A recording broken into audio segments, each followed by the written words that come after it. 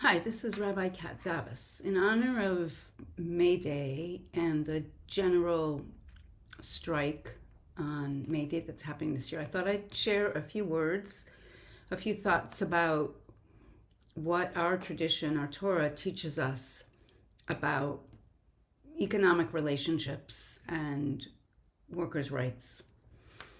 So Moses warns the Israelites that once they enter the promised land and build their homes, once they've filled their fill, and their flocks and herds and silver and gold have multiplied and they've prospered, that their hearts will grow haughty and they will become full of themselves.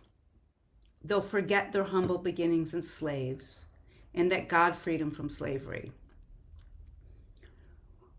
He worries they will tell themselves, "My own power and the might of my own hand have won this wealth for me." Remember that it is Yod-Heh-Vav-Heh, your God, who gives you the power to get wealth. This is in Deuteronomy 8:17-18. In other words, the divine imbues us with our strengths, knowledge, and expertise. Thus, the spiritual center of the universe is the source of all wealth. It is not ours. So this teaching reminds us to practice humility and grace. Wealth and power do not belong to any one person or group. They are sacred gifts to be shared.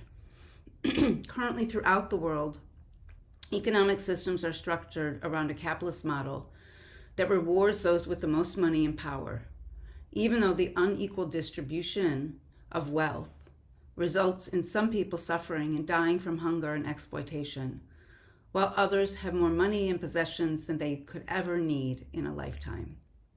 It is hard to imagine having an economic system grounded in the values of care rather than values of maximizing profit.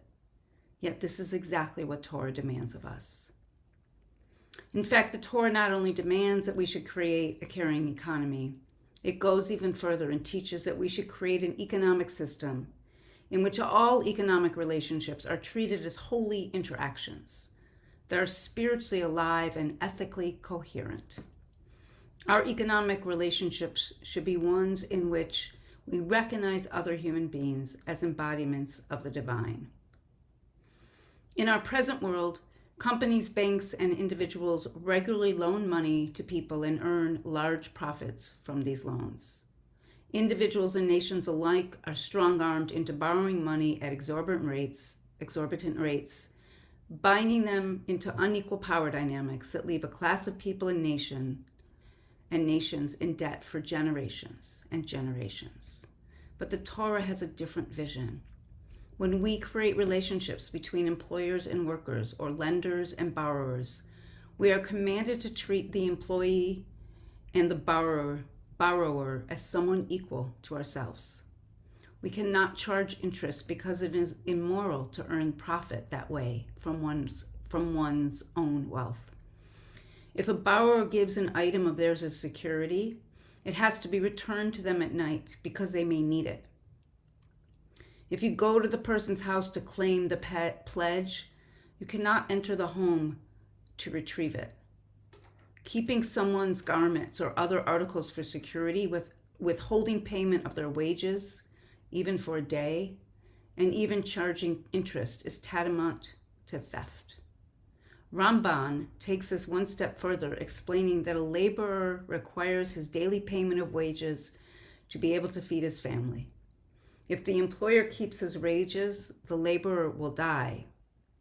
Jonah Gorondi, author of Sefer HaYirah, took an even more radical stance. Be careful not to afflict a living creature, whether animal or fowl, and even more so not to afflict a human being who is created in God's image. If you want to hire workers and you find that they are poor, they should become like poor members of your household. You should not disgrace them. In other words, an employer is obligated not only to pay workers and treat them with dignity and respect, but also to care about them and treat them as a member of your own household. The Torah also commands that we do not steal, deal falsely, or lie, such as price gouge, take advantage of another, place a stumbling block before the blind, or insult the deaf.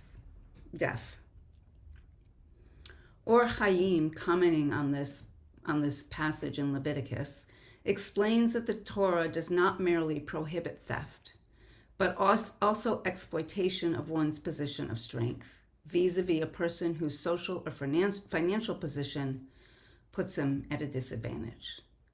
And the Talmud goes further. Rav said, there are 4 accounts on which a homeowner may have his property confiscated by the state. On account of those who delay payment of the salary of hired laborers, on account of those who withhold the salary of hired laborers and do not pay at all, on account of those who throw off the yoke of communal responsibility from their own necks and place that yoke on the necks of their friends, and on account of the arrogance of those who, due to their wealth, exercise power over the community. And the punishment for arrogance is equal to them all.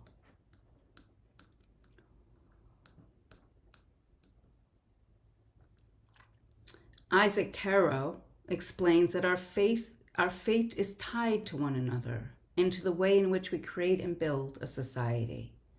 The reason that the poor person is poor is not because because the rich person is rich. Let me say that again. The reason the poor person is poor is because the rich person is rich. When your star ascends, his star descends. For this reason, the text says, the poor person is with you. What need is there to say with you? He asks, to indicate that you are the reason that he is poor. So as we enter into May Day and general strike and the struggle for workers' rights and collective liberation for all of us,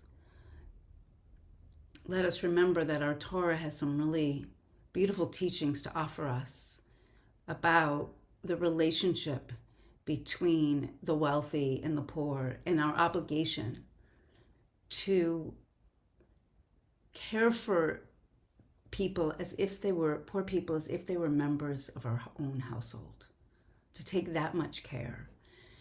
And in this, I think about mutual aid and the importance of sharing our resources coming from a place of abundance. The way we create a sacred economy, the way we create a sacred society is living into it and moving into it. And I know it can be hard to do that in a society that is anything but that. But it is us taking the steps to create the community, society, and the world we want that's going to get us there. So I'm wishing you all a meaningful May Day and general strike. I hope to see some of you on the streets. And hopefully I'll see some of you at Shabbat on Friday night of May Day. And if you haven't looked into joining us for the Liberation Theology or the year-long Jewish learning, please consider doing that as well. Thank you.